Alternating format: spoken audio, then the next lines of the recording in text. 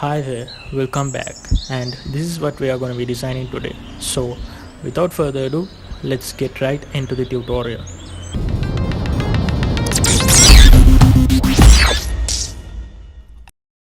To start off, hit M on the keyboard for the rectangle tool and go on to draw a square. Then duplicate it by holding on Alt plus Shift and dragging them downwards, and go on to increase the size of them vertically down. Select the first square which we created and hit A on the keyboard for the anchor point tool.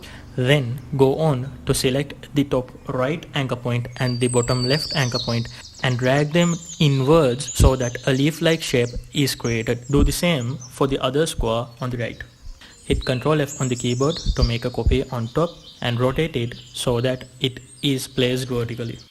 And also to be noted is that the shortcuts to group and ungroup objects are Ctrl G and Ctrl Shift G respectively. Go on to select the rectangle which is on the left and hit A on the keyboard for the anchor point tool and double click on the bottom left anchor point. Set its corner radius to 25. Do the same for the other rectangle.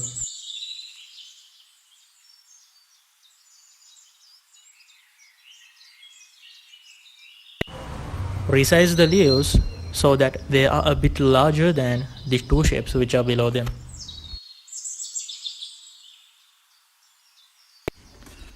Continue to change the colors of the leaves and the shapes below them as shown.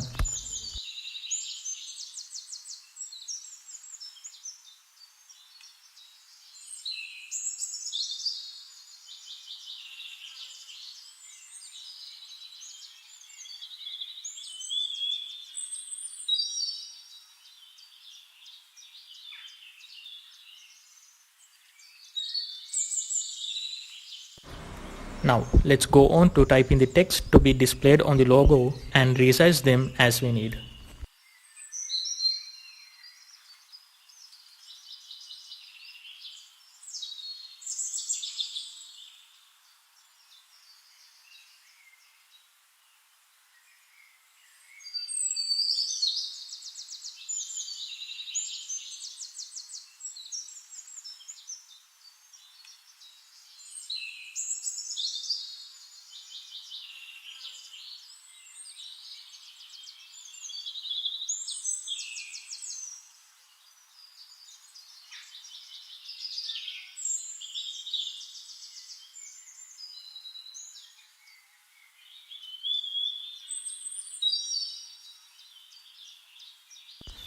So that we have finished the major part of our logo, now let's go on to create the pattern. Before that, let's make sure that the scale corners option is set on the preferences window. Now to create the pattern, choose the shape that you want to be repeated and resize it as shown and give it a solid color.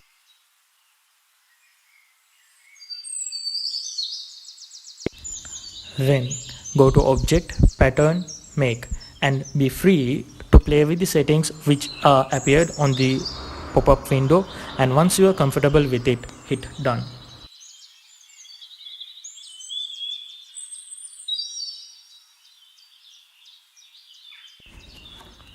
Now hit M on the keyboard and go on to create a shape which fits the artboard.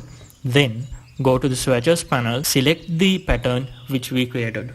Adjust the pattern as you wish to be appear on the logo. Then create another rectangle which fits the artboard and set its fill color to none.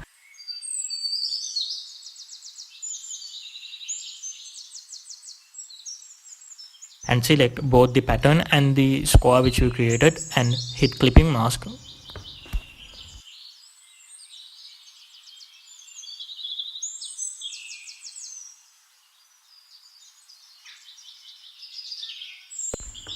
As the final step, hit M on the keyboard to create another rectangle which suits your artboard and send it backwards. Then select a solid color which you need to be appear on the background of your logo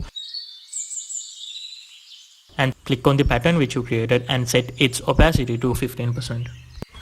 So that's it for today, and hit the like button if you like this video and subscribe for more content like this. Winding up for now until we meet again in another great tutorial.